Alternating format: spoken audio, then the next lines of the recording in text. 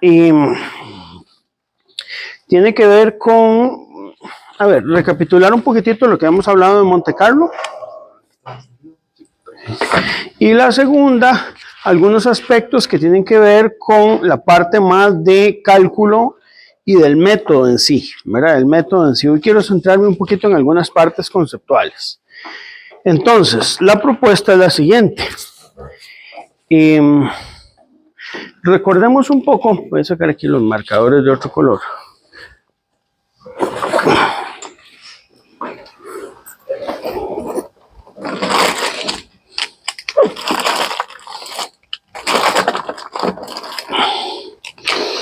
Recordemos un poco lo que consiste el método de Monte Carlo, chicos. Tal vez es bueno recapitular un poquito algunas cosas por ahí.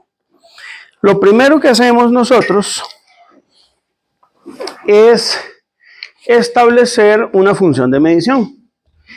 ¿Verdad? Establecemos una función de medición asociada, que sea el problema que nosotros queremos resolver. Una vez que hemos establecido esa función de medición, a cada una de las variables de esa función de medición le asignamos una distribución de probabilidad. La distribución de probabilidad ya hemos visto que no necesariamente es rectangular, triangular y normal como hemos visto en la GUM, sino que hay otras más, ¿verdad? Entonces estuvimos viendo por ahí trapezoidal, la rectangular con límites no exactos, incluso teníamos otros tipos de distribuciones que eran asimétricas, ¿verdad? Estuvimos viendo la distribución exponencial. Entonces, bueno, uno le asigna a cada variable un tipo de distribución. Luego lo que hacemos es muestrear. Ok, eso es muy importante. Nosotros muestreamos a partir de una función, que la función que utilizamos es una función de números pseudoaleatorios. Que la función de números pseudoaleatorios se toma de 0 a 1, ¿verdad? Y con esa función de números pseudoaleatorios yo puedo muestrear cualquier tipo de distribución de probabilidad. La normal se muestrea a partir de la distribución normal estándar, es la única que es un poquito diferente, pero cualquier tipo de distribución de probabilidad se puede muestrear desde la función de números pseudoaleatorios de 0 a 1. Eso fue lo que vimos la vez pasada. Ahora, ¿qué es lo que pasa? Bueno, eso es como para las funciones conocidas. Cuando nosotros teníamos una función, una densidad de probabilidad, una función de densidad de probabilidad que no fuera las que están dentro de la tabla del suplemento de Monte Carlo, utilizábamos un método que se llamaba la transformada inversa. Y con la transformada inversa podíamos deducir cuál era la función de muestreo que podíamos utilizar para el tipo de distribución de probabilidad que nosotros queramos. Entonces eso fue lo que hablamos, ¿verdad? Hoy quiero concluir algunas ideas conceptuales y yo creo que mucho de lo que vamos a ver en Monte Carlo va a depender de los ejercicios que propongamos y del dominio que tengan ustedes con el software que quieran hacer Monte Carlo. Entonces, hablemos un poquito ya de la aplicación del método de Monte Carlo. Estas son algunas ideas que vienen ahí en el suplemento. Entonces, algunas cosas aquí. Por ejemplo, para poder aplicar este método tenemos que tomar algunas decisiones importantes técnicas. Lo primero es que debe seleccionarse un número adecuado. Debe seleccionarse. Este caso no escribe.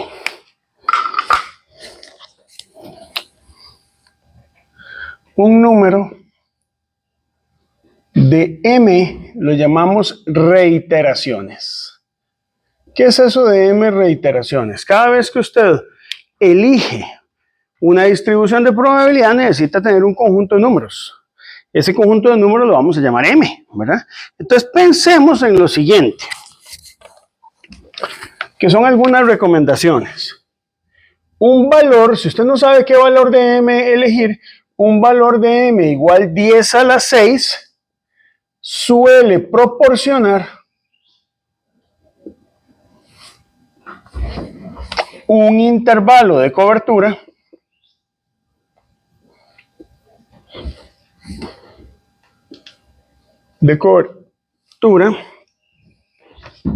del 95% para la magnitud de salida. Entonces vamos aquí con un concepto importante.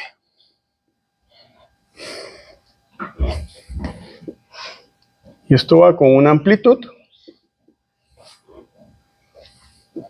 del intervalo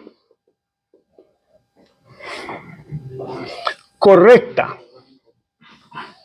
a una o dos cifras significativas. Entonces, explicamos un poquito lo que es esta idea. Usted está haciendo una simulación por Monte Carlo y usted decide, bueno, ¿de qué tamaño tiene que ser la muestra de los números pseudoaleatorios para que a mí me vaya a dar un resultado que sea razonablemente correcto? Eso es lo que vamos a pensar. Entonces, ya vimos la vez pasada que si yo tomo 1000 datos, eso es muy pobre, ¿verdad? O sea, hacer una simulación de Monte Carlo con un conjunto de datos de 1000 datos en una distribución pseudoaleatoria da resultados bastante pobres, ¿verdad? Lo ideal es empezar a trabajar con datos que anden en el orden de 10 a la 6. O sea, de 1.000.000 de datos. La vez pasada Jafet estuvo por ahí haciendo y compartió muy bonito la figura para la convolución de dos rectangulares, ¿verdad? ¿Cómo? Gabriel es una de 100 millones. Miren que se le fundió, ¿no? Ahí el... Se puede hacer, sí, se puede hacer más. El tema, chicos, es que ya más de 10 a la 6 empieza a generar archivos muy pesados, pero y da resultados muy bonitos. Vea qué bonito, ahí está, esa es la triangular que generó él para verla. Ah, no, está súper linda, ¿ve? ¿Y la hizo qué, con Excel? No, con Python. Ah, con Python, perfecto, sí. Es un programa más liviano, pueden generarse con Python. Igual, de ahí limitaciones, ¿verdad? No es que de todas se van a poder hacer con esa cantidad de iteraciones. ¿Y Excel cómo? ¿Cómo? ¿En Excel también soporta esas cosas? No, estuvimos viendo la vez pasada. ¿Cuánto era la cantidad de filas? 100.000, creo. No, 1.100.000 algo. 1.000.000 de filas. Sí, el tema es el tamaño de archivo. Usted puede llegar a hacerlo, pone las dos distribuciones, genera los histogramas y el archivo tuyo te puede quedar de medio giga. Bueno, puede hacerlo, tal vez menos, ¿verdad? Porque, por ejemplo, un ejemplo sencillo, creo que me generaba un archivo como de 200 megabytes. Pero entonces, ya si usted pone una distribución de probabilidad con muchas variables, puede ser que se complique. Pero se puede intentar. A ver, aquí el método de Monte Carlo no me obliga a utilizar un software. Mientras yo utilizo un muestreo de 10 a la 6 datos, para cada distribución de probabilidad yo puedo usar este método. Python es porque es muy liviano y está hecho para eso. ¿Y cuál es el mínimo? O sea, como datos como... Vieras que es una buena pregunta. El tema es el siguiente y de eso vamos a hablar. 10 a la 6 es el valor recomendado si nosotros queremos incertidumbres con intervalos, digamos, con probabilidades de cobertura de al menos 95%. Si usted quiere aumentar la probabilidad de cobertura, tiene que aumentar la cantidad de datos. En la práctica, hoy por hoy, chicos, se utiliza 10 a la 6 como un parámetro adecuado. Sin embargo, ya digamos, el software moderno ha permitido elevar un poquitito ese valor, incluso a 10 a la 7. 10 a la 7 ya empieza a generar buenos resultados. Más de eso, el problema es que muchos del software ya colapsan, ¿verdad? Entonces hay que tener mucho cuidado porque te puede resolver distribuciones muy sencillas, pequeñas, pero distribuciones más grandes de no lo logra, ¿verdad? Hoy es que andan de gira, ¿verdad? ¿Es así? Sí, por eso es. Está quedando grabada, ¿verdad? La sesión, cualquier cosa. ¿Y cómo que ese intervalo de cobertura? ¿Qué porcentaje funciona? Bueno, vamos a ver eso. Digamos, tal vez la pregunta que uno debe hacerse es esta, Jafet. Si yo tengo una probabilidad de cobertura a la que quiero llegar, ¿cuánto debe ser el número de iteraciones? Entonces, el suplemento de Monte Carlo me dice lo siguiente. Usted debe elegir un valor del número de iteraciones que sea mayor a 10 a la 4 veces 1 sobre 1 menos P, donde P es la probabilidad de cobertura.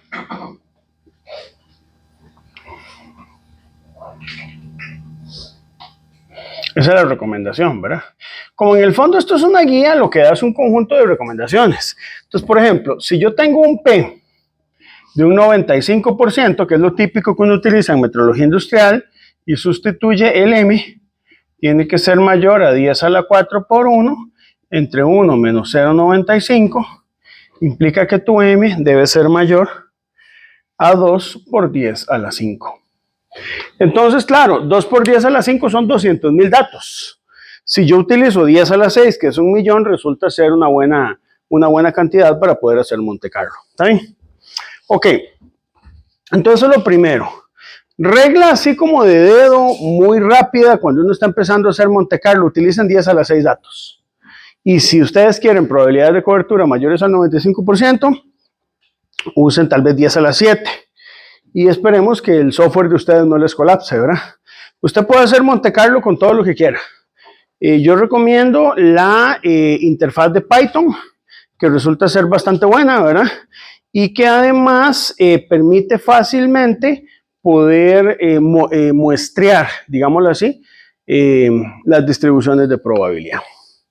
Ahora, estamos ahí. Entonces, a ver, todo esto paja es para decirles, usted no sabe cómo hacer Monte Carlo, agarre distribuciones de 1.000.000 de datos para cada distribución de probabilidad, muestre con las funciones que yo le di y ya eso le va a dar un resultado bastante aceptable, ¿verdad?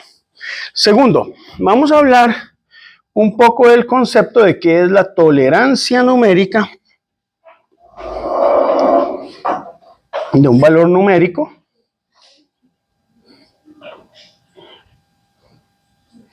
¿Verdad? De un valor numérico. Entonces, quiero tomar un ejemplo que da por ahí el suplemento de Monte Carlo. Entonces, vamos a hacer lo siguiente. Supongamos que usted tiene un mensurando, donde ese mensurando Y corresponde a un valor de masa convencional. No sé si ustedes lo saben, y esto lo vamos a ir viendo, chicos. Hoy quería hablar un poquito de eso, de qué es el concepto de masa. Cuando uno mide masa con una balanza, usted no mide la masa real, no está midiendo la masa newtoniana, está midiendo algo que se llama masa convencional, que tiene un concepto un poquito diferente. Eso lo vamos a ver en el curso de metrología industrial y legal, qué es realmente masa, qué es lo que uno mide en masa. Pero de momento, digamos que usted llega y realiza esa medición de masa convencional, le da este valor de Y, pero ese valor de Y va acompañado de una incertidumbre. La incertidumbre, para poder entenderla bien, la voy a escribir en gramos. Esto casi siempre se escribe en miligramos, o sea, ya un metrólogo de experiencia escribe 0,35 miligramos. Pero como queremos ver la consistencia decimal, esto tiene que estar escrito en gramos, pues para poder entenderlo mejor. Entonces vamos a decir lo siguiente. Usted, digamos, cuando va a hacer Monte Carlo o cuando quiere hacer un muestreo adecuado, es bueno que tengamos algunos parámetros de entrada. Vamos a definir un parámetro, esto lo define uno como usuario. ¿Cuál es el número de dígitos que usted quiere tener como significativos en la incertidumbre? A ver, nosotros, como somos metrólogos y venimos de la parte de la GUM, formados en la GUM, sabemos que al menos, o sea, lo máximo que uno reporta son 2 cifras significativas, pero hay contextos en los que se puede reportar una cifra significativa. Y hay contextos en que con algún permiso especial tal vez usted pueda reportar 3 cifras. Nosotros vamos a usar 2 cifras significativas. Este 2 es el número de cifras significativas que usted tiene en la incertidumbre. Vamos a decir que son 2. En este caso, el 3 y el 5. Esas son las 2 cifras significativas. Entonces, esta incertidumbre de Y, ya este ni escribe. Voy a escribir con este otro.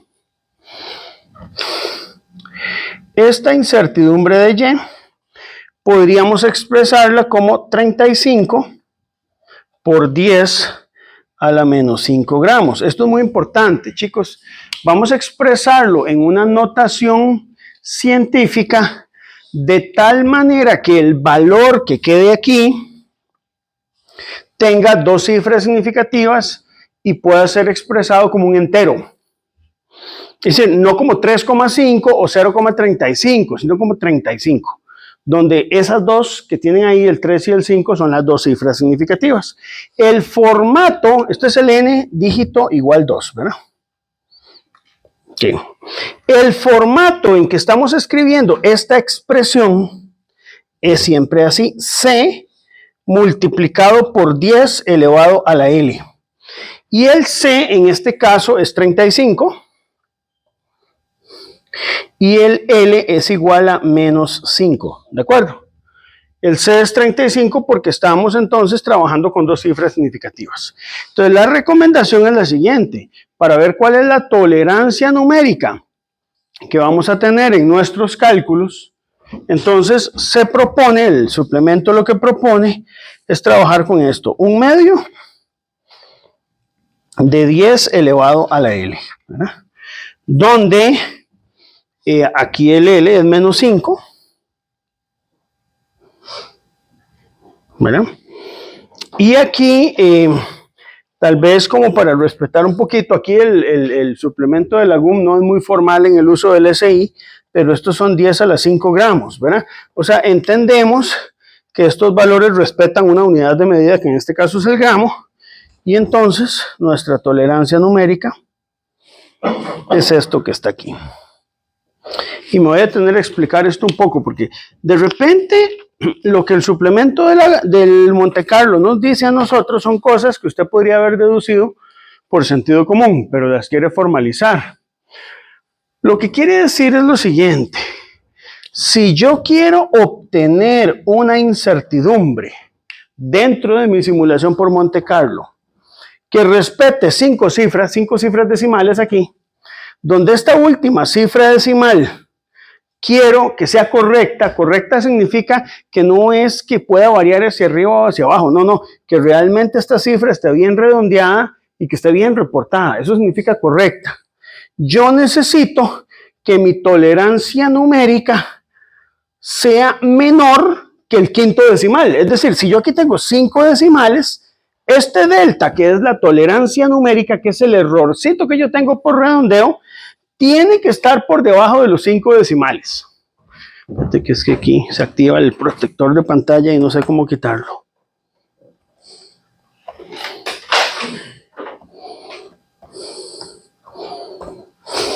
Ok. Y lo que pasa que es lo siguiente. Entonces, claro, yo aquí tengo 5 cifras. La tolerancia tiene que ir en la sexta cifra. El tema es cuánto tiene que ser esa tolerancia. Tiene que ser como máximo un 5 en la cifra que sigue. Es decir, si yo aquí tengo 5 decimales, la tolerancia tiene que ser en el sexto decimal 5. ¿Para qué? Para que no me afecte la tolerancia por redondeo. Eso es lo que me está diciendo el método de Monte Carlo. Ya una tolerancia menor a esa, de siempre es buena. Pero digamos que como máximo está la tolerancia numérica que nos vamos a permitir en esos valores. Ahora, eso es un poco para poder elegir el tipo, digamos, o la cantidad de iteraciones con las que nosotros vamos a trabajar. Cuando usted lee el complemento el suplemento de Monte Carlo, chicos, a veces yo siento como que fue escrito un poquito a la carrera, pero bueno. Hay algunas cositas que tenemos que tomar en cuenta. Yo no sé si ustedes han hecho simulación alguna vez en la vida, pero hay detalles que yo creo que hay que ir tomando en cuenta. Por ejemplo, estamos ahí, ¿verdad? Por ejemplo, vamos a plantear el siguiente problema. Supongamos, como para ejemplificar esto que estamos hablando, que usted decide aplicar Monte Carlo para resolver un ejemplo muy sencillo. Entonces usted dice, vaya, yo lo que quiero es calcular, por ejemplo, el valor del área de un rectángulo. Vamos a empezar con ese ejemplo sencillo. Ok, entonces tengo el rectángulo. En mi rectángulo voy a llamar a esta longitud L, a esta H, y yo llego y la mido con una regla. ¿Ahí? Vamos a medirla con una regla. Al medir con la regla esta longitud L, me da un valor en centímetros, que podríamos convertirlo a milímetros. Digamos, 250 milímetros, y H, digamos que nos va a dar, vámonos, como 200 milímetros, y este como 100 milímetros, para hacerlo sencillo. Yo sé que eso tiene una tolerancia. O sea, que hay un error, que hay una incertidumbre obviamente asociada a esos dos datos. Y acá yo sé que la incertidumbre está asociada al hecho de que la resolución con la que yo estoy midiendo esto es una regla cuya resolución es de 1 milímetro. Entonces, ¿cómo tomamos Monte Carlo? ¿Cómo hacemos Monte Carlo ahí? Suponiendo que la única incertidumbre que yo voy a considerar es una incertidumbre asociada a la resolución. ¿Ok? Entonces, yo debo convertir esos datos que están en L y H a una distribución de probabilidad. A ver, aquí el concepto, chicos, es lo que cuesta a veces un poco ver, es que aquí yo no me tengo que ir a calcular U es igual a D entre raíz de 12 y hacer la suma de cuadrados de las incertidumbres. No, eso no se hace, ya nos olvidamos de eso. Usted convierte este L a una distribución de probabilidad, porque esto es como si tuvieras 200 más menos medio milímetro debido a la resolución. ¿Estamos de acuerdo? Y usted lo que va a hacer, por ejemplo, es definir una función de medición que va a ser igual al área L por H. ¿Ok? Ahora, ¿qué quiere decir? L es un tipo de distribución de probabilidad que va a ir de dónde a dónde. Su valor central está en 200 milímetros, pero como tenés una tolerancia de más o menos 5, esto se va a extender desde 199,5 milímetros hasta 200,5 milímetros. Este sería el tipo de distribución de probabilidad que sigue L. ¿Y cuál sería el tipo de distribución de probabilidad que sigue A? Va a ser similar, va a ser una distribución de probabilidad que va de 99,5 milímetros hasta 100,5 milímetros. ¿Estamos de acuerdo con eso? Ahora, ¿qué va a hacer usted ahora con esos dos datos que usted tiene por ahí?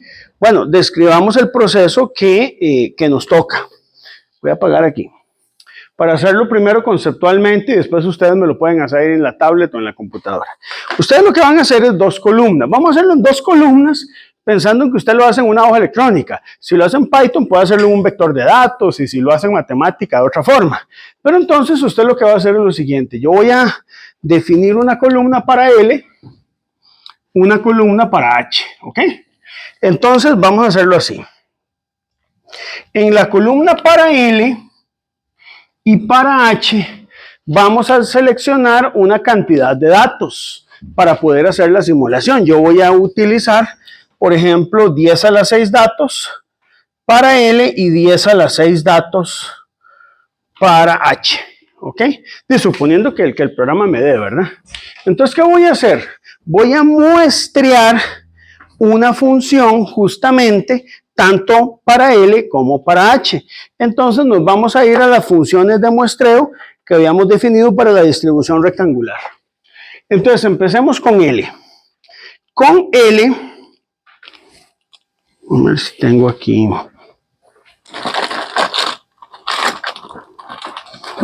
otro color. Tenemos este. Con L, empecemos con L. Vamos a hacer lo siguiente. Con L, como yo sé que es una distribución rectangular, lo que sigue L, y esa distribución rectangular tiene claramente definidos los límites inferior y superior, yo sé que en una distribución rectangular, cuyos límites son A y B, la función de muestreo tiene que ser A más B menos A por R, donde el R ya hemos hablado que es la función de muestreo de números pseudoaleatorios de 0 a 1, ¿verdad? Entonces me meto a mi programa, defino quién es A, quién sería A para L, sería 199,5 milímetros. ¿Y quién sería B? Sería 200,5 milímetros. Con estos dos datos yo ahora muestreo, entonces tengo que A son 199,5 más la diferencia que yo tengo en B, que es 200,5 menos 199,5, que esto daría 1 por esa función de muestreo. Es decir, yo lo que programo entonces en la primera columna es esta función, 199,5 más 1 multiplicado por la función de muestreo. Eso viene aquí. Y la función de muestreo es la función de números pseudoaleatorios de 0 a 1. ¿Qué me va a generar eso? Me va a generar una serie de datos en esta columna. ¿Cuántos? De esta 10 a la 6. 1, 2, 3, hasta llegar a la 10 a la 6 datos. Perfecto, ahí tengo los valores de L. Los muestreo con esta función que está aquí. ¿Ok? Vamos a hacer lo mismo ahora con la función h. Entonces, esta función h también es una distribución rectangular, pero ahora me cambian los límites. Ahora para h, el a y b son distintos. Para h, en este caso, el a lo trabajo como 99.5. Tales, ninguno escribe esto, ¿verdad? Ya los voy a desechar. Y el otro es 105. Con estos dos, genero la función de números pseudoaleatorios. Entonces tengo el a, 99.5, b menos a, sería 1 por r. Y esta función la muestreo, genero datos de r.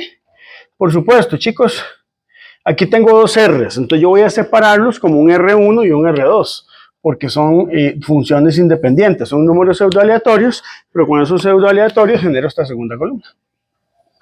De 10 a las 6 datos. Muy bien. ¿Qué me toca ahora? Lo que me toca ahora es, con ese muestreo, multiplicar los valores de L por H. Ahora, ¿cómo multiplica usted dos vectores? ¿Verdad? ¿Multiplicamos los promedios? No. Se multiplica, entendiendo, ¿verdad?, que esto pudiera estar correlacionado, este L por este H, y me da aquí un valor de área. ¿Ven? Este segundo L por este segundo H me da otro valor de área hasta obtener un vector de 10 a las 6 valores de área. ¿Ok? Vea que yo no estoy dividiendo entre raíz de 3 ni aplicando ley de propagación de incertidumbres. Yo agarro este vector de datos, es más, podrían programarlo ustedes y calcular ese vector de área. Aquí, con este conjunto de datos que yo tengo en el área, yo puedo construir un histograma. ¿Saben? De como es 10 a las 6 datos, probablemente el histograma va a ser bastante robusto, ¿verdad? ¿Y qué esperaría usted de ese histograma? Vamos a ver. Ahí lo que vamos a esperar nosotros es que ese histograma siga un tipo de distribución de probabilidad. Que no sabemos, estamos intuyendo desde la teoría que como son dos incertidumbres tipo rectangulares, bien sabemos que el resultado que tenemos de ahí es una distribución que es triangular. Usted esperaría obtener un histograma donde los datos se ajusten más o menos a una triangular ahí, ¿verdad? ¿Ahí? A una triangular. Y eso te da Monte Carlo. Y te va a dar los límites inferior y el límite superior de esa distribución triangular. Y eso es lo que da Monte Carlo. Ahora, de ese resultado, usted conoce este valor, usted conoce este valor, y Monte Carlo lo que te devuelve es una distribución de probabilidad. O sea, te devuelve este vector de 1.000.000 de datos, pero esto es inútil si no lo convertimos y lo sintetizamos en algo. Este vector que obtenemos aquí nos va a dar un valor inferior, digamos, nos va a dar un Y o un área inferior y un área superior. Es decir, sabemos claramente cuál es el valor máximo y mínimo donde va a estar esa área. Pero además de todo ese vector de datos, me interesan dos cosas. El mejor estimador y me interesa la incertidumbre estándar del área. ¿De acuerdo hasta ahí? Ahora, yo tengo este 1.000.000 de datos. ¿Cómo hago para sacar el mejor estimador del área? ¿Cómo lo hago? Para sacar el mejor estimador del área, yo lo que hago es el promedio de todos los datos. ¿Ven? Te agarras ese 1.000.000 de datos y los promedia. Ahí tiene el mejor estimador. Obviamente, aquí esperamos, por el tipo de distribución de probabilidad, que esto quede en el centro. Que este quede aquí. Pero eso es porque la distribución es simétrica. Si no fuera simétrica, tal vez no, ¿verdad? Grave sería el error de tomar el mismo R para ¿Cómo? el mismo R para no es tan catastrófico, pero no es conveniente porque si no metes correlaciones. Y se acuerdan que nosotros habíamos firmado aquí un contrato. Que usted no iba a meter magnitudes correlacionadas, porque entonces si no, hay que meter las covarianzas. No, Dios libre. No, más bien Monte Carlo parte del hecho de que usted no mete covarianzas, de que usted utiliza siempre R's independientes, ¿verdad? Entonces, no. De hecho, cada variable tiene que tener su propio conjunto de números pseudoaleatorios. No es tan grave usar el mismo, pero no lo hagamos, ¿verdad? ¿Está bien? A ver. Entonces, ya tenemos el promedio. Ahora yo quiero la incertidumbre estándar de esa área. Nosotros entendemos en este momento del curso que esa incertidumbre estándar es la desviación estándar de todos los datos. ¿Cómo calculo la incertidumbre estándar? Aquí no estamos aplicando ley de propagación de incertidumbres, recuerden. ¿Cómo calculo esa incertidumbre estándar? Bueno, tendría que calcular la raíz de la varianza desde i igual 1 hasta n, que n puede ser 1.000.000, ¿verdad? N puede ser 10 a la 6, de cada área sub i menos el promedio al cuadrado entre n menos 1, donde n es 1.000.000. Es decir, es la desviación estándar muestral normal que calcula cualquier programa, Python, Excel, cualquiera, ¿de acuerdo? La calculadora de ustedes. Ok. ¿Estamos de acuerdo hasta ahí? No estamos calculando distribuciones de probabilidad, no estamos haciendo convoluciones, no estamos dividiendo entre raíz de 3, raíz de 12, ni nada de esas cosas. Eso nos da la incertidumbre estándar. Entonces, Monte Carlo me da el promedio y me da la incertidumbre estándar. El promedio es el mejor estimador y la incertidumbre estándar es la incertidumbre estándar, ¿verdad? Ahora, yo quiero una incertidumbre expandida. La incertidumbre expandida, chicos, es un concepto que solo existe en la GUM, no existe en Monte Carlo. En Monte Carlo no podemos calcular incertidumbre expandida. Entonces, ¿cómo hacemos? A ver, Monte Carlo no calcula la incertidumbre expandida. Lo que calcula se llama intervalo de confianza. Entonces, vamos a ir con calma. Como nosotros somos muy GUM, por ejemplo, usted sabe que si yo le digo a usted, vea, trabajemos una probabilidad de cobertura del 95%. ¿Cuánto es el factor de cobertura en una normal? 1,96, ¿cierto? Sí, porque si fuera 95,45 es 2, pero si fuera 95 cerrado, el factor de cobertura es 1,96, ¿cierto? Ok, y entonces uno lo que haría es agarrar la incertidumbre estándar y multiplicarla por 1,96 si fuera normal. Ahora, nosotros sabemos que esto no es normal, esto es una triangular. Entonces, como triangular, hay unas formulitas que yo les había dado a ustedes para distribución trapezoidal para calcular el factor de cobertura. Nada de eso vamos a usar aquí. Eso es GUM, ¿de acuerdo? Nada de eso vamos a usar aquí. Monte Carlo lo que dice es lo siguiente. Vean, chicos, esto es muy importante, la parte conceptual, porque ya después usted lo programa como quiere. Usted va a agarrar estos datos del millón de datos del área. Todo el mundo aquí, por favor, con atención. Usted agarra ese millón de datos del área. Los va a ordenar del menor al mayor o al revés, como quiera. Digamos del menor, podría ser del mayor al menor, pero los va a ordenar. Del menor al mayor. Ok. Usted quiere una probabilidad de cobertura del 95%, digamos, puede ser otra, puede ser 99, puede ser 90, digamos que 95. De ese 10 a la 6 datos, vamos a hacer lo siguiente. Vamos a recortar con una tijera conceptual dos pedacitos.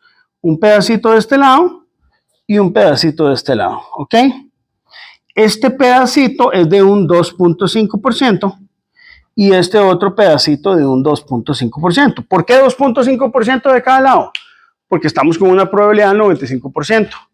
Y el 95% a dos colas, cada cola tiene que ir a la mitad del 5%. ¿Estamos de acuerdo? Porque las dos distribuciones son iguales, las rectangulares. La convolución de dos rectangulares de la misma magnitud te da una... Bueno, hágalo ahí. Sí, te da, eso es lo que te da de ahí. Bueno. Podrías ajustarlo, puede ser. Y lo hiciste con las mismas, Sí. Sí, bueno, pongámoslo ahí. Sí, pongámoslo ahí. La forma no es lo importante, da una distribución ahí, ¿verdad? El asunto es que esa distribución hay que recortarle el 2.5% de este lado y el 2.5% del otro. Entonces usted va a ordenar esos datos, ahí hay formas de ordenarlos. Y usted, digamos, si tiene 1.000.000 de datos, toma el 2.5% de 1.000.000 de datos. Es un montón de datos. Como los tiene ordenados, los recorta de aquí para arriba y de aquí para abajo. No sé si me explico. Y aquí le va a quedar los límites. Aquí el límite inferior y el límite superior. Este es el límite inferior y este es el límite superior. Es decir, de esa distribución de probabilidad, usted sacó el 2.5% de los datos de abajo y el 2.5% de los datos de arriba. Es decir, usted agarra 1.000.000, se lo hizo con 1.000.000, ¿verdad? Calcula el 2.5% de 1.000.000, eso le da un cierto número, ¿verdad? Esa cantidad de datos son los que usted recorta de aquí y recorta de aquí. Lo puede hacer con un buscador, los ordena de 1 a 1.000.000 y buscas cuál es este dato y buscas cuál es ese dato. Esos van a ser los límites que definen el intervalo de confianza. Ahí lo puedes hacer si tenés ahí la computadora, la tablet, ¿verdad? ¿Cómo estamos ahí? El límite después del corte es justo dentro del corte o antes del corte. Bueno, ya vamos a los detalles. Vamos a los detalles, porque no debería ser relevante, ¿verdad? Porque usted puede decir, deberíamos hacerlo exactamente en el corte. En ese número, digamos, si es un número entero cerrado, si es 1.000.000 por 2.5%, un número cerrado, ese número es el que da el corte. Pero ¿y si la probabilidad de cobertura de un número que no es cerrado? Y redondea al más cercano. Sí, eso digamos que son detalles interesantes, pero pensemos en que no debería cambiar demasiado. Si usted usa un número muy grande de datos, usted redondea, usted trata de hacerlo mejor y separa en el dato que dé el límite, el más cercano al límite, si no fuera entero, ¿de acuerdo? Ok, entonces van a hacer esto.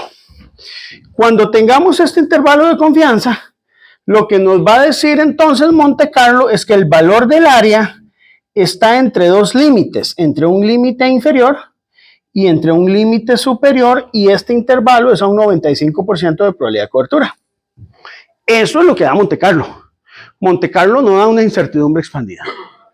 Pero, como nosotros sabemos que el problema de cálculo del área es un problema simétrico que se puede resolver por GUM y que básicamente tiene límites inferiores y superiores simétricos al promedio, usted puede hacer un ajuste, usted puede hacer un poquito de trampa y decir, bueno, en este caso particular, ¿cuál sería la incertidumbre expandida a un 95%? Entonces les propongo hacer lo siguiente. Agarremos el límite superior, le restamos el límite inferior y lo dividimos entre dos, ¿de acuerdo? Te agarra el límite superior, inferior, lo resta, lo divide entre dos y ya le podemos dar una interpretación, digamos, de aquí a acá. Una interpretación de incertidumbre expandida. ¿Estamos hasta aquí? Lo pueden calcular, lo pueden hacer ahí, chicos. Incluso lo pueden hacer con menos datos para ver cómo nos da, ¿verdad?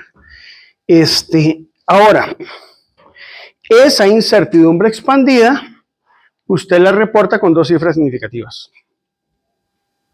Y esa es la incertidumbre expandida del área del rectángulo. Uno puede comparar lo que le da aquí con lo que daría por el método de Lagún, pues incluso podemos hacerlo, ¿verdad?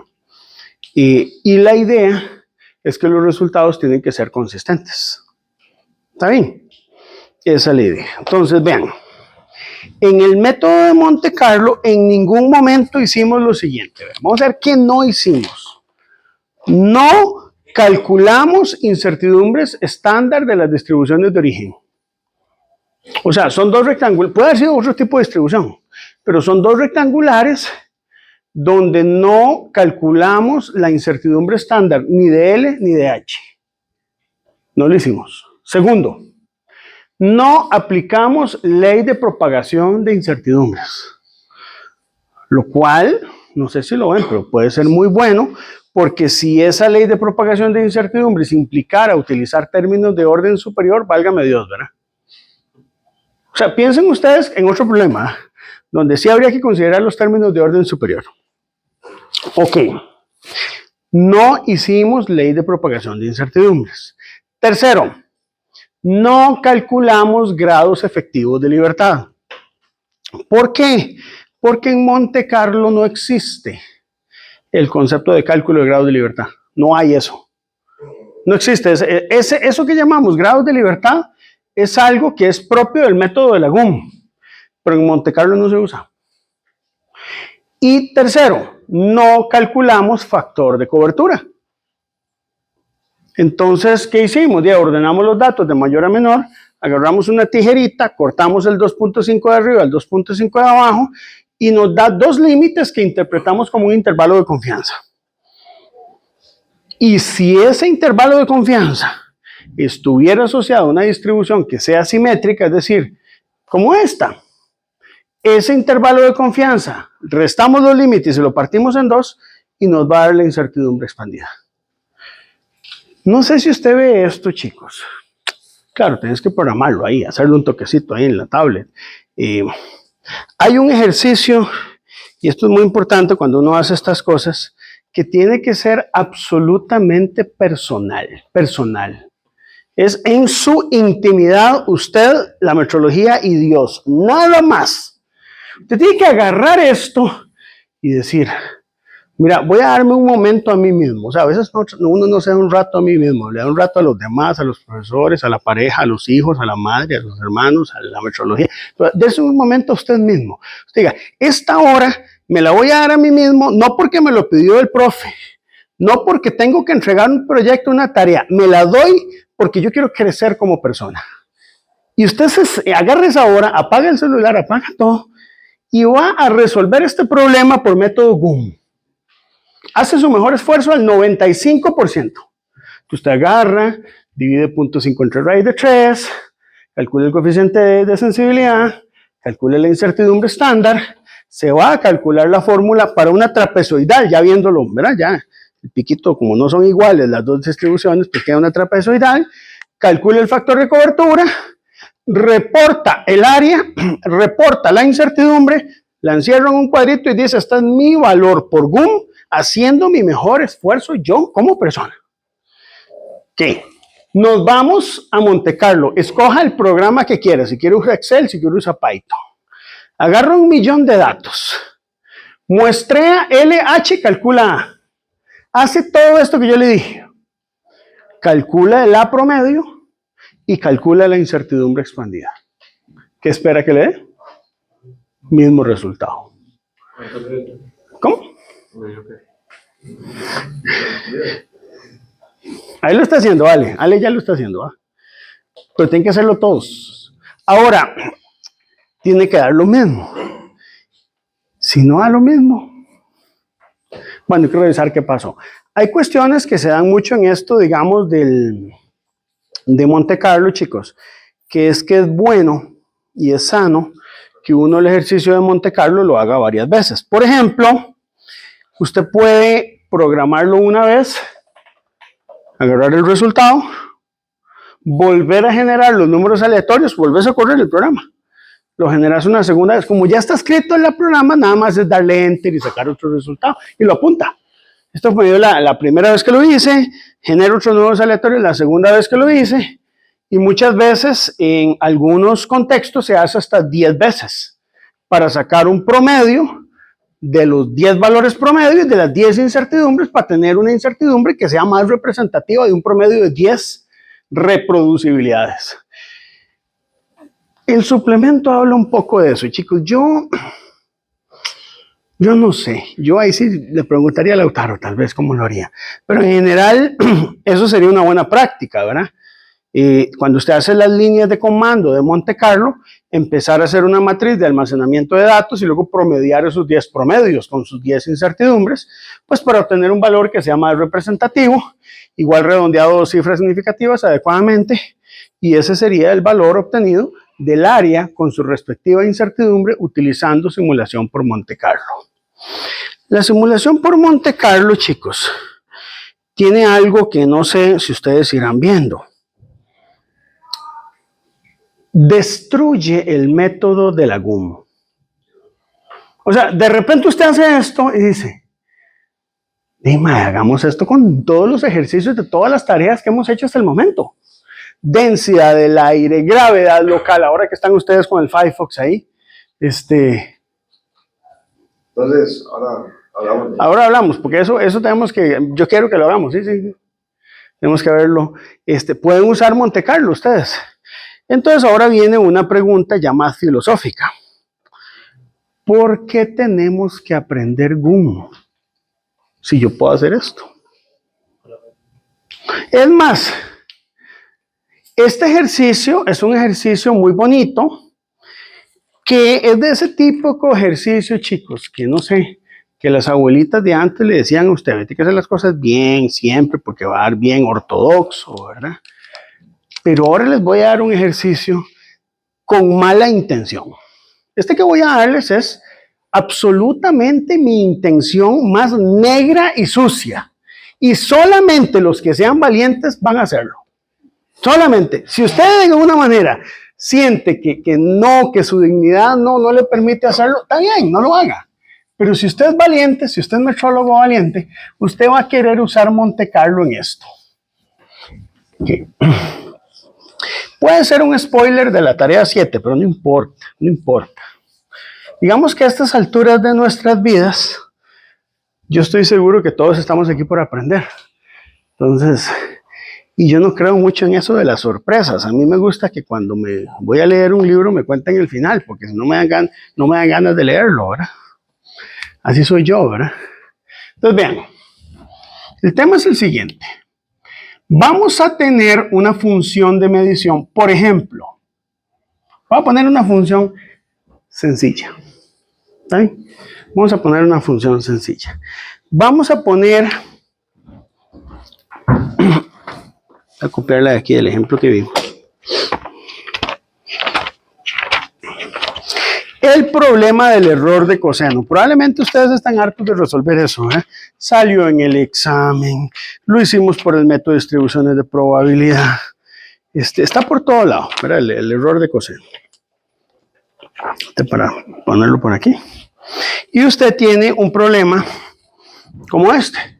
Digamos, llamémoslo H, no L, para usar la misma notación. Y es un valor de L promedio, ¿verdad? Por un 1 más delta. Donde este delta que usted tiene aquí es básicamente el valor de 1 menos coseno. ¿Okay? Es decir, que usted tiene H. Como esto es Monte Carlo, a mí no me da miedo usar delta o usar coseno. De por sí Monte Carlo lo hace todo. 1 más delta.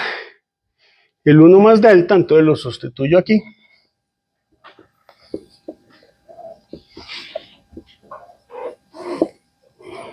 Y bueno, ¿cómo es la cosa? Aquí más bien es menos. Aquí va menos, aquí va más. Y tengo que H es igual a L coseno de un ángulo beta. Vamos a hacerlo así, sencillito, como el del examen. Entonces vamos a hacer lo siguiente. Usted va a darle algunos datos sencillos. No le complique a Monte Carlo, vea. Haga un L de 1 metro. Con incertidumbre cero, ¿qué importa? Vamos a ver nada más el efecto del ángulo. Haga un beta de 0 más menos 1 grado. Sencillo. Es decir, en radianes sería 0 más menos 1 grado por pi entre 180, ¿verdad? En radianes, ¿verdad?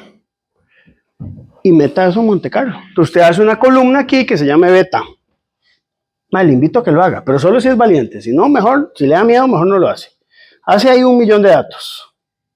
Y ahora una que se llame H, que sea L coseno de beta. Como el L es 1, es solo el coseno de beta. Y haga la distribución de probabilidad que tiene H. Si usted lo hace, se va a dar cuenta de algo. El tipo de distribución de H, digamos, vamos a suponer que es rectangular, ¿de acuerdo? Usted hace una rectangular centrada en 0 que va de menos pi sobre 180 a más pi sobre 180, igual como hicimos allá, ¿verdad? En radianes. ¿Qué tipo de distribución obtiene para H? Va a ser una cosa como esta. Y ahora que usted lo saca, usted puede sacar un promedio. ¿Le dio? Sí, no. Ahora, el promedio, le va a dar una vaina como aquí, no sé. De hecho, usted no le debería sorprender porque usted sabe que la corrección es como 1 menos delta, ¿verdad? Ahí. Y hay una correccioncilla. Le va a dar una incertidumbre estándar asociada al H, que no es fácil darle una interpretación. Y usted tal vez quiera sacar un factor de cobertura para sacar una expandida, chicos. Chicos, no sé si ustedes han notado que cuando vimos error de coseno en las últimas lecciones, hay algo que yo no hice. En el examen sí se los pedí, pero no lo hice en las lecciones, que es calcular la incertidumbre expandida. ¿Ustedes no notaron eso? Hicimos todo, calculamos la incertidumbre estándar y a nadie se le ocurrió decir, profe, ¿y la incertidumbre expandida? Nunca la calculamos, porque aquí no tiene sentido. Aquí no tiene sentido porque si usted calcula una expandida, puede ser que se salga de 0, entonces deja de tener sentido. Pero si usted hace Monte Carlo y usted lo quiere, digamos, el intervalo de confianza al 95%, recorta aquí el 2.5% de los datos y recorta en esta cola el otro 2.5% de los datos. Aquí te va a dar el límite inferior y aquí te va a dar el límite superior. Y el H no queda en el centro de esos dos límites. No sé si lo ven.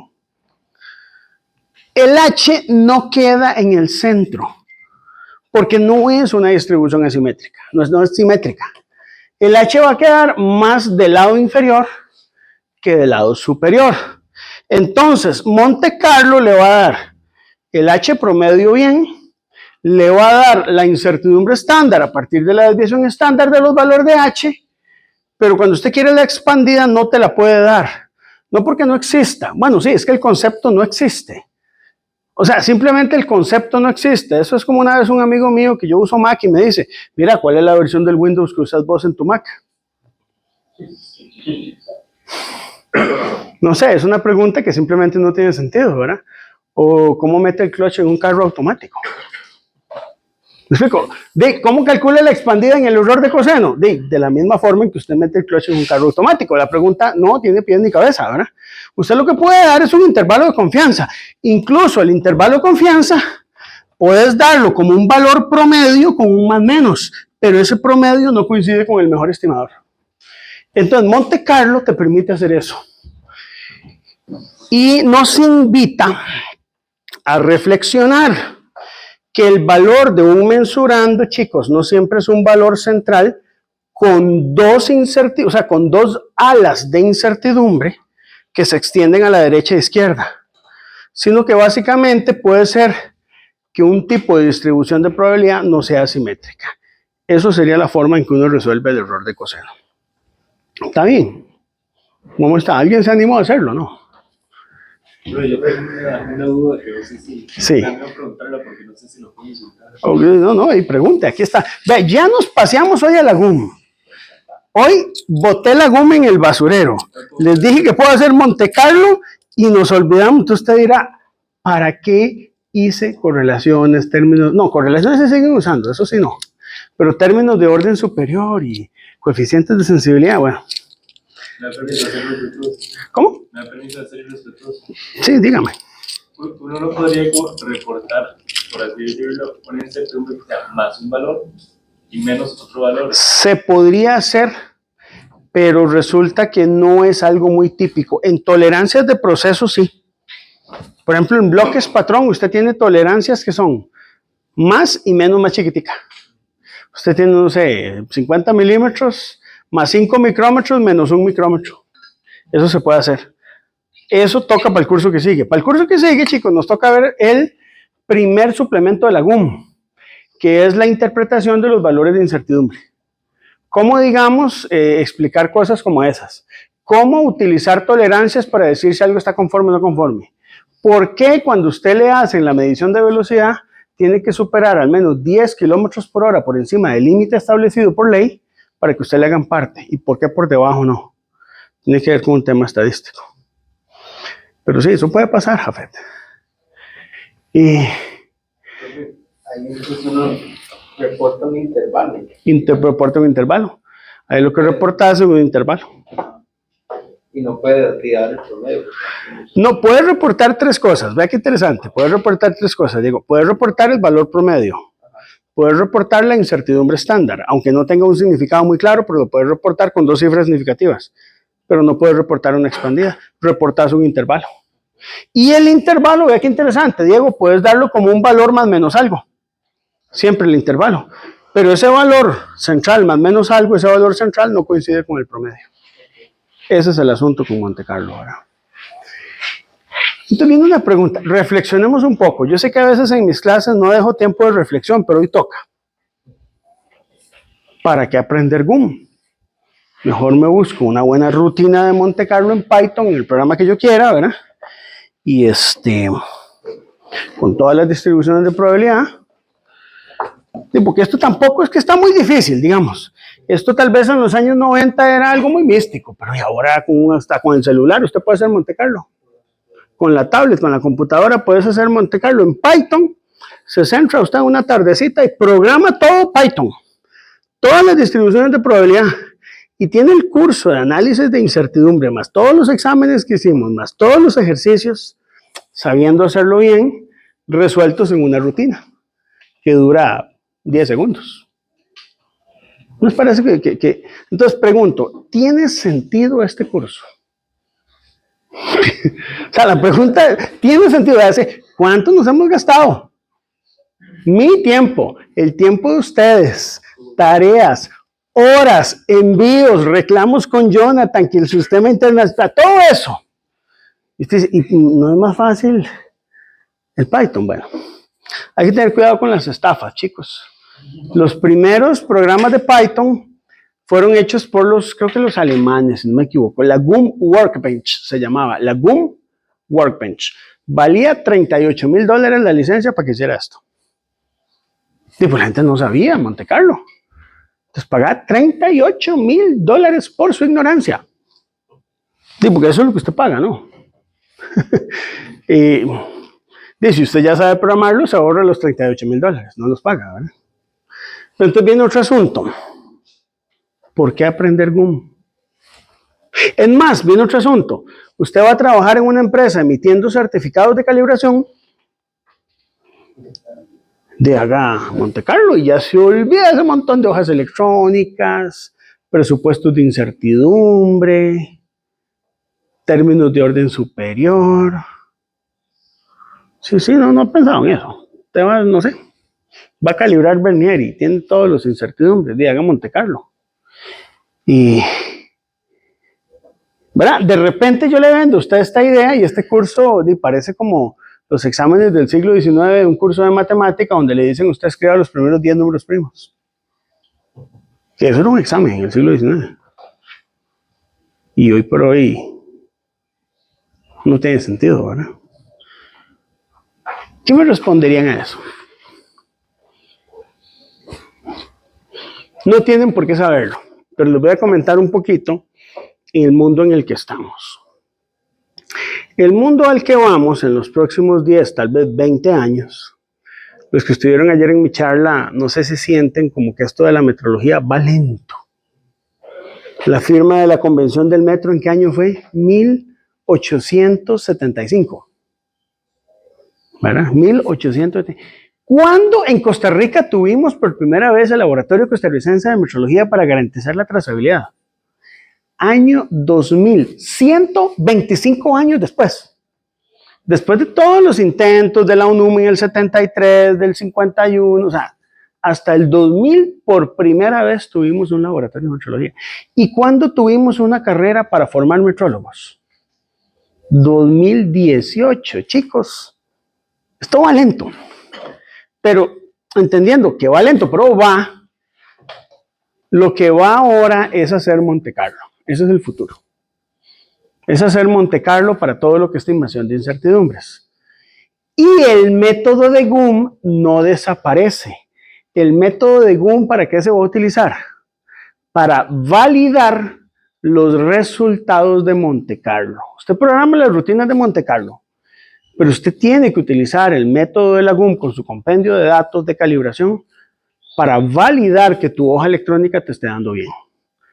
Hacia eso es lo que vamos. Entonces, más bien el método de GUM se está fortaleciendo, porque es la única forma ahorita que tenemos práctica de saber si los cálculos de incertidumbre se están realizando de manera correcta. Entonces, por eso estamos aquí. Por eso hay que manejar la GUM. Hoy por hoy en Costa Rica, chicos, a ver, y esto se los digo, no sé, es la realidad. Ningún laboratorio de calibración primario ni secundario usa la GUM para calcular incertidumbres. O sea, usa la GUM, no, usa Monte Carlo para calcular incertidumbres. ¿Por qué? Porque no hay ingenieros físicos que lo hagan, nadie sabe hacerlo. Solo les toca a ustedes. Y los poquitos que lo están haciendo han sido porque han hecho trabajos finales de graduación en algunas empresas y llegan y dicen, Monte Carlo, ¿usted sabe eso? No, no le creo. ¿Usted sabe eso? ¿Usted sabe eso? No, no le creo. Y es porque existe todo un tema en que este tema, en los cursos de incertidumbre que se dan en este país no se enseña. Entonces esto pueden considerarlo como conocimiento muy específico. Este tema deberían verlo con un poquito más un poquito más en científica, pero siempre me gusta cubrirlo desde acá. Monte Carlo tiene más detalles que esto, aquí yo lo veo en una versión simplificada. Por ejemplo, hay formas de poder incluir la gaussiana multivariante para ciertas cosas, hay formas de incluir otros tipos de distribuciones de probabilidad, hay formas de hacerle variaciones a Monte Carlo. Conozco personas que están mucho más capacitadas que yo en utilizar Monte Carlo. Les puedo recomendar a alguien, y lo digo públicamente, que es mi ex estudiante Alan, mi asistente, el tortero. Calibralan, exacto. Tortero, se jalan 1000 tortas aquí, pero puedo decir que sabe de la parte de Monte Carlo, él es apasionado. Hay métodos alternativos a Monte Carlo, digamos que hay Monte Carlo diferente, hay varias variaciones del método de Monte Carlo. Hay un método que es, chicos, es como un Frankenstein, es agarrar Monte Carlo y GUM y hacer una combinación, se llama Crackten. Lautaro odia ese método, ¿verdad? El método de Crackten. Pero los hay, ¿verdad?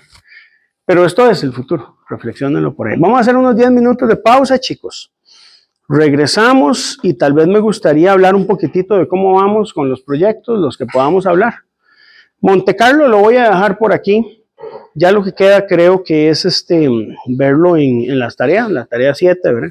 Y se los dejo como un tema ahí. La idea con esto es motivarlos un poquito a que lean el suplemento de la GUM. El suplemento de la GUM está escrito en un lenguaje más moderno, presenta gráficos, presenta incluso casos de asimetrías, que yo creo que vale la pena verlo, ¿verdad? Y si alguien pues, quiere meterse más en esto es todo un tema y esto es un curso completo, ¿verdad? ¿Tiene algunos códigos de Python? Tengo algunos, sí, tengo uno que creo que te puedo pasar para Python por ahí, eso sí. Para algunos problemas interesantes, eso sí te los puedo pasar. Eso sí, como para que los tengan de guía. Eso sí, tal vez, no sé cuántos, pero por aquí, déjenme ver. Había un ejercicio, chicos, que yo voy a pedirles que lo vean. Eso está más para la tarea, ¿verdad? Pero que está para que ustedes lo revisen, que es el de calibración de bloques patrón, que está en la GUM, resuelto por Monte Carlo. Entonces yo creo que ese es un ejercicio que vale la pena ver. Yo no sé si al final yo lo pude programar todo, pero bueno, por ahí hay algunos códigos que yo creo que les podría pasar, ¿verdad? Bueno, hacemos la pausa, chicos. Como somos pocos, algunos andan de gira, yo siento que este es un espacio para poder hablar de otros temas, ¿verdad? Y por ordenarnos un poco, quería ver cómo estamos con los proyectos rápidamente. Julián, ¿estamos claros? Sí. Julián lo que va a hacer es un proyecto muy interesante que es medir gravedad local utilizando una aplicación que se llama Firefox para celular y compararla con el valor que tenemos utilizando la ecuación de Tulin, el analítico, aquí en el TEC para ver discrepancias, si sirve o no sirve la aplicación, ¿verdad? Entonces ese es el proyecto que él va a desarrollar. Con ustedes, Sebas, era lo de viscosidad. Ayer hablé con tu compañero. Entonces, a lo que tengo entendido, y aquí lo decimos públicamente, la idea es que van a utilizar dos métodos distintos para medir viscosidad de un aceite SAE. Uno de los métodos que van a utilizar es un método utilizando un balín que se deja caer sobre un aceite y entonces a partir ahí de algunos modelos que incluyen la densidad del fluido, la densidad del aceite y otras cosas, calcular la viscosidad. Y el otro método es un método normalizado que se llama SAEBOT. Entonces, con esos dos métodos vamos a comparar el valor de viscosidad de un aceite SAE utilizando las referencias que nos dice el SAE. Los aceites es toda una tecnología, chicos, porque el aceite tiene algo que se llama el multigrado. Entonces, a una temperatura tiene cierta viscosidad y cuando aumenta la temperatura, la ciencia tiene que estar, o la tecnología, en que esa viscosidad sigue manteniéndose alta. Entonces, se utilizan aditamentos que lo que hacen es mejorar la viscosidad en altas temperaturas para que no disminuya y te pueda seguir sirviendo cuando el motor está caliente, ¿verdad? Entonces, me parece un proyecto súper interesante y si lo hacemos bien, el resultado va a ser sumamente bonito. Entonces, trabajarlo por ahí, lo que ocupen, me avisan, ¿verdad? ¿Está bien? ¿Ustedes qué? ¿Cuál es el segundo método de la viscosidad? SAEBOT está normalizado. Básicamente el SAEBOT es un instrumento en el que se mide un tiempo de caída del aceite entre dos niveles. Así yo creo que es como que se pone girando el aceite. No, ese es otro, es el rotativo. El rotativo queremos hacerlo, pero fíjate que para el nivel de viscosidad que tenemos no nos está sirviendo. Pero sí, ese es un método rotativo también que está para medir viscosidad. De hecho, la viscosidad tiene una unidad de trazabilidad muy interesante a partir de un método que se llama el Overholt. Entonces hay métodos primarios para medir viscosidad y el patrón básicamente son aceites especiales con viscosidad característica que se llaman materiales de referencia y que forman parte de algo que vamos a ver en el próximo curso, se llama metrología química.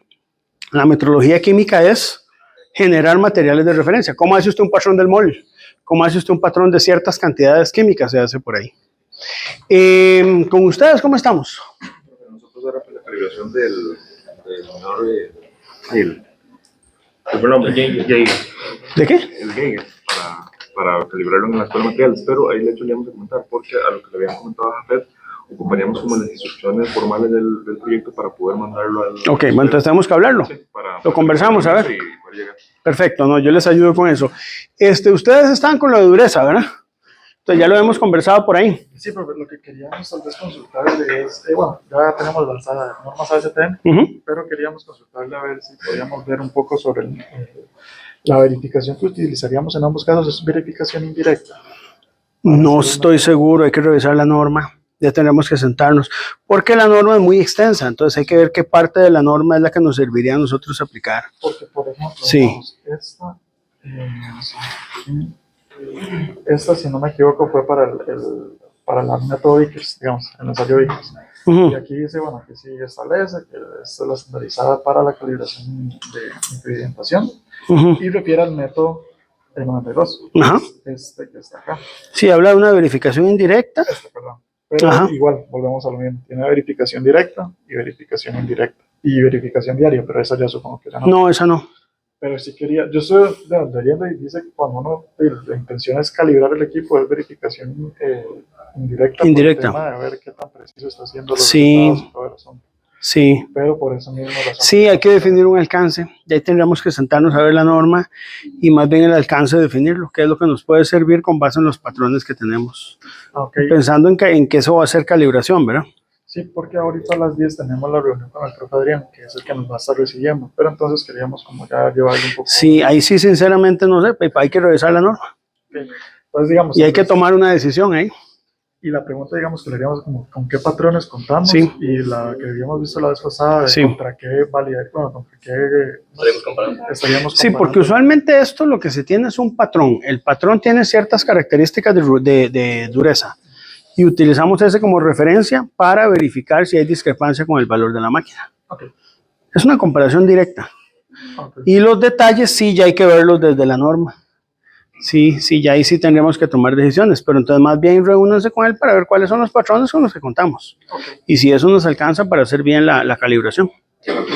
Usualmente a lo sumo se tienen 3 patrones, en 3 durezas distintas cuando hay suerte. No sé qué tendrán ellos, por eso lo importante ahorita es ver qué tienen, para ver qué vamos a hacer. Y ya definir una metodología. ¿Que cuántas mediciones? Va a depender de lo que diga la norma, ya hay que leerla. Ahí decía como 5. Sí, usualmente se hacen 5. Se hacen 5 y casi siempre se hacen 5 y hay una distancia entre ellas. Digamos, si vos haces una medición central, hay que saber cómo hacer las otras, no puedes ponerlas muy cercanas. Hay recomendaciones de dónde tenemos que tenerlo, pero no, hay que leerlo e interpretarlo de la norma. Bueno, el tema es que ellos lo que van a hacer es la calibración de un durómetro. Vamos a ver cómo nos va. Por qué irlo trabajando. Yo pienso que nos va a ir bien con eso. Y yo creo que la experiencia también de calibración es importante, chicos. ¿Cómo estamos con ustedes por allá? Nuestro mayor reto ahora es ponernos en contacto con Ernesto. Hay que buscarlo al almuerzo o acosarlo por ahí. Llevamos como 3 días intentando. Ayer andaba por ahí, en el EMIC. Yo les puedo ayudar a acosarlo un poco. Le hemos mandado correos por Telegram. No, vea. En la oficina. Ayer en la tarde estaba. Yo no sé si era que tenía que cuidar examen o qué, pero andaba por ahí. Entonces, el mayor reto es hablar con Ernesto. Pueden presionarlo con Natalia también. Natalia lo puede buscar un poquito, pero sí, Ernesto es particular. Porque ya queríamos empezar, ojalá, a medir o a Sí. entender mejor cómo es el equipo en sí para. Bueno, y coordinen con ella y si no con Natalia. Pues nos ayuden un poquito con eso. Díganle que a ustedes les surge, que el profesor Raciel está enojadísimo porque no tienen avance, porque esa es mentira. Y que ustedes tienen miedo de quedarse en el curso. Entonces, que necesitan que les ayuden con eso. Métanle una yuca ahí, un cuento. Pero sí, hay que presionar un poquito a Ernesto. Es que eso es, sí, yo sé que eso es lo difícil de caso de ustedes, ¿verdad? No, chicos, vamos bien. Hay que trabajar un poquitito lo de los proyectos. Lo de ustedes sí hay que leerlo de la norma. Reúnanse primero con esta gente para ver qué decisión tomamos, con base en los patrones que tengan. Y yo les puedo ayudar a ver con lo de la norma cómo lo delimitamos. ¿Estamos de acuerdo? Uno más, nada más aquí, porque si no, ya me está dando hambre. Pues. Sí, hoy estoy en la oficina todo el día. Tengo un tonel de exámenes de ustedes que tengo que calificar. Y espero poder avanzar hoy, ¿verdad? Aparte de otro montón de broncas. ¿Verdad? Cuando yo tenía 29 años tenía un trabajo de técnico de calibración en la empresa Reuters. Y a mí me estresaba mucho porque había mucho que hacer, ¿verdad? Cuando llego aquí a esta edad, yo digo, no, hombre, ese trabajo era facilísimo. Pero bueno, uno madura así con el tiempo. Quería terminar hoy con una reflexión, chicos. Son 5 minutos más, pero sí me gustaría que lo reflexionáramos. ¿Qué quieren hacer ustedes de sus vidas? ¿Ya han pensado un poco en eso? Vea, estamos ya casi al final de este curso. Próximo semestre espero verlos todos ustedes en el laboratorio de metrología. Tengo entendido que se van a abrir varios grupos por ahí. Probablemente yo voy a dar un grupo.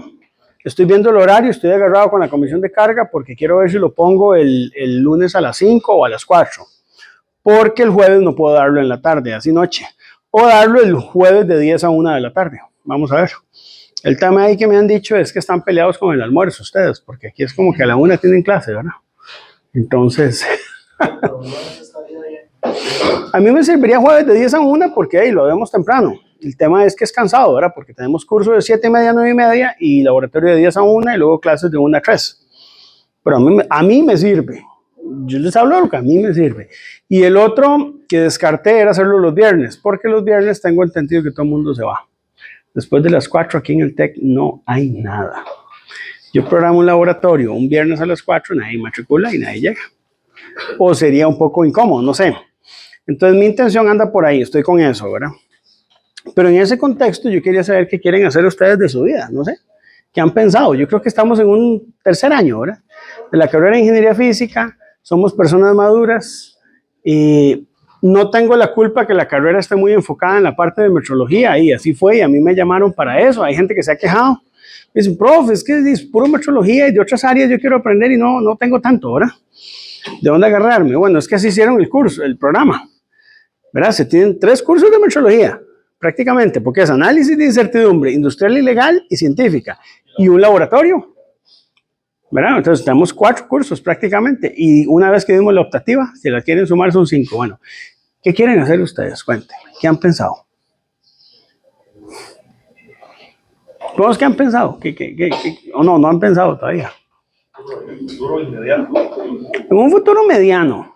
Es que véanlo así, chicos, ustedes en 2 años ya no están aquí.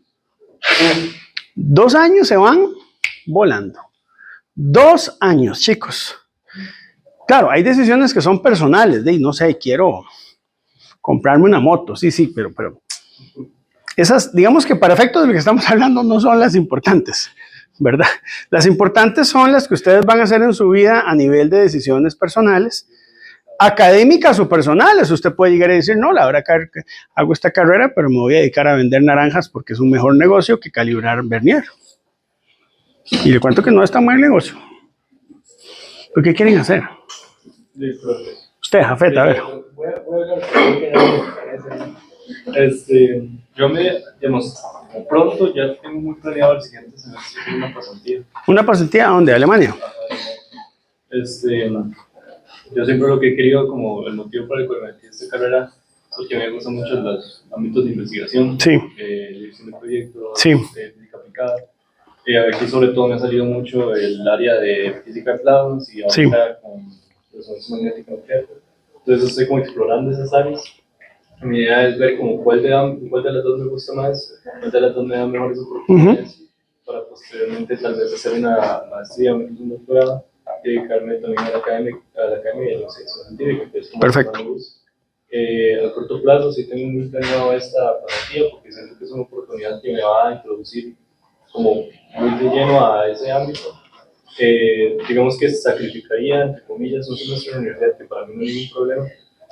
Lo único es que evidentemente no podía llevar su curso al siguiente semestre. Bueno, y la vida es eso, a veces no se puede llevar todo, sí, tal vez después. No, está bien, mira, Jafet, yo viendo tus potenciales desde la experiencia mía, de edad, no de académica, pero yo te veo con un gran potencial, has tenido una vida con el privilegio de poder haber tenido pasantías. Hablar de la palabra privilegio en el TEC, yo no sé si es políticamente correcto o no, pero los metrólogos decimos la verdad. Y si no les gusta la medición y no les gusta la incertidumbre, es la realidad. Pero yo siento que vos tenés ese privilegio y es bueno que lo aproveches. Sí te veo perfil de investigador.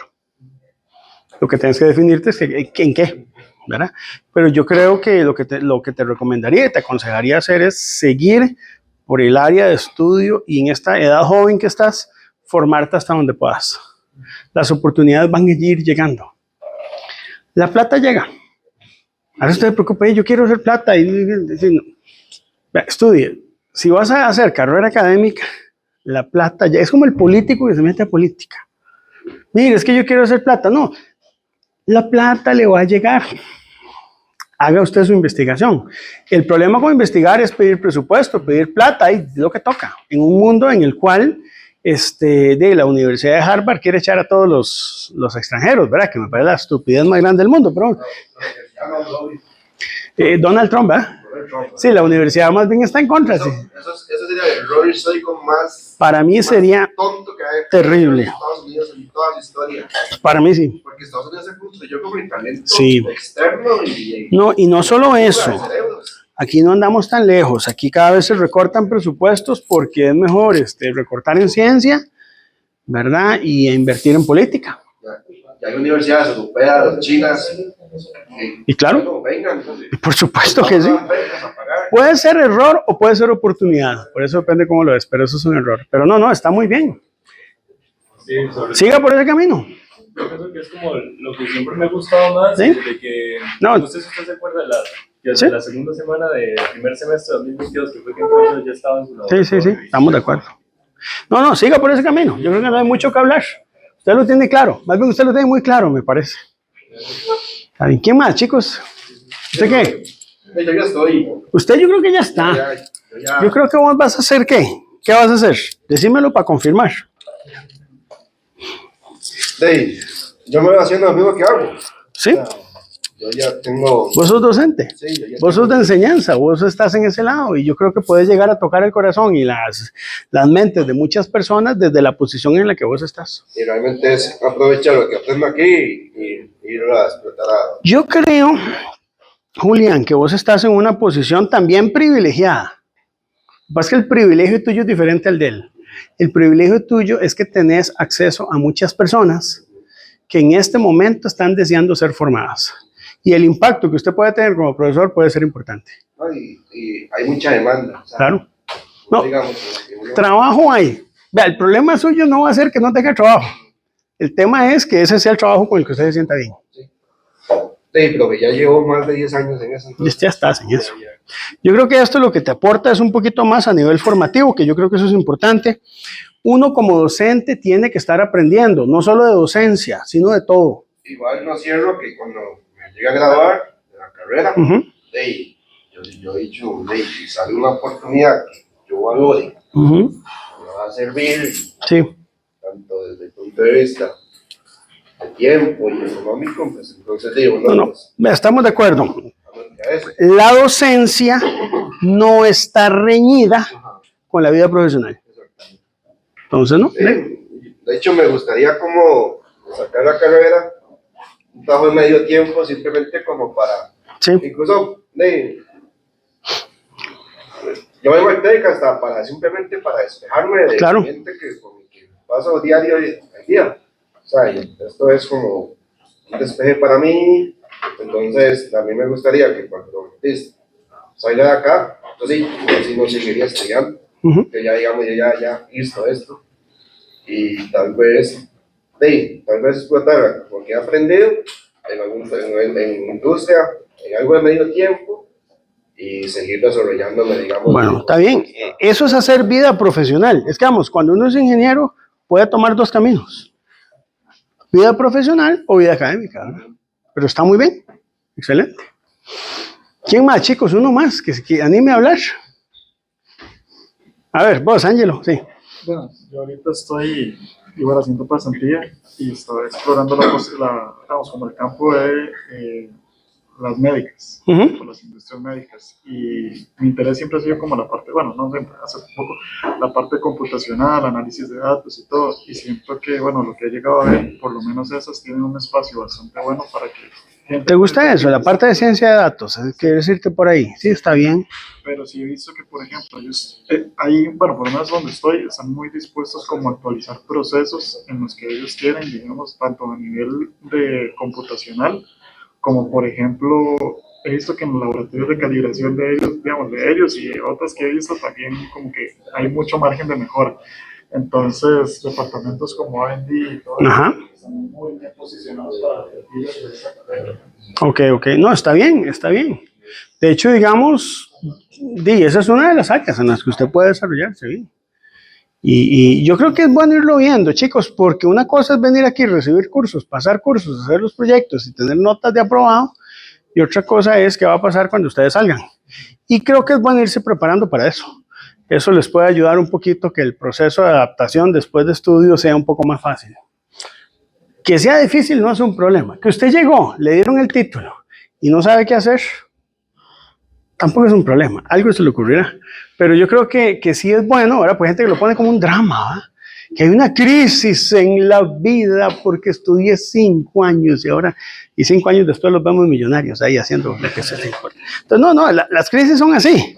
Pero yo sí creo que es importante irlo pensando de una vez porque por lo menos en ustedes veo personas muy maduras. En ese sentido, o sea, el que se mete a esta carrera como que sí tiene claro que está aquí porque quiere. No está aquí como para probar o como algunos me decían, profe, es que yo siento que es más fácil terminar esto que empezar otra carrera. Nadie está en esa, no. No. Yo tuve uno que me dijo, profe, es que es más fácil terminar esto que empezar otra carrera. Y ahora está fascinado con esta carrera, pero bueno, depende, ¿verdad? Yo creo que también depende de la actitud de uno. No hay carrera perfecta, no hay vida perfecta y no hay decisiones perfectas. Uno es el que con base en estas decisiones potencia las cosas buenas que le vayan a pasar en la vida, chicos. También ver cómo es que se quiere ver uno. También, sí. No, o sea, sea, no respeta, digamos, a las personas que hoy se han romantizado, ¿no? En TikTok hay una tendencia de romantización de trabajos corporativos. Sí. Oh, mi día, me levanto a las 4 de la mañana y yo, "Ay, es que ¿cómo romantizar y levantarte a las 4 de la mañana? Ay". No, eso no es nada Paso una romántico. hora paso, y esa cara de felicidad. Y llego a mi casa a las 6, 7, voy al gimnasio y me duermo. Y yo, madre, ¿quién puede romantizar eso? Levantarse a las 4 y llegar a las 8 hasta las 8 de la noche. Ay, No, hay que tener mucho cuidado porque ahora se romantiza todo. exacto. O sea, Y yo creo que uno no está en un trabajo porque quiera romantizarlo. A veces es porque tenés que tomar Sí. conscientemente la decisión que es lo correcto. y la gente, uy, ¿qué usted hace? Uy, yo quiero ser como vos. Y yo, Marcos, ¿por qué no le dice también? Uy, paso estresada de tal hora a tal hora, mi jefe me dijo tal cosa. Me estresé o tuve tal problema, pero te venden lo bonito, o sea, de hecho, digamos, es más tendencia de las mujeres que ponen hasta un nombre, las corporate gifts. Entonces, o sea, Bueno, eso no sabía yo. es Pero bueno, está bien saberlo. Vos que estás en ese mundo y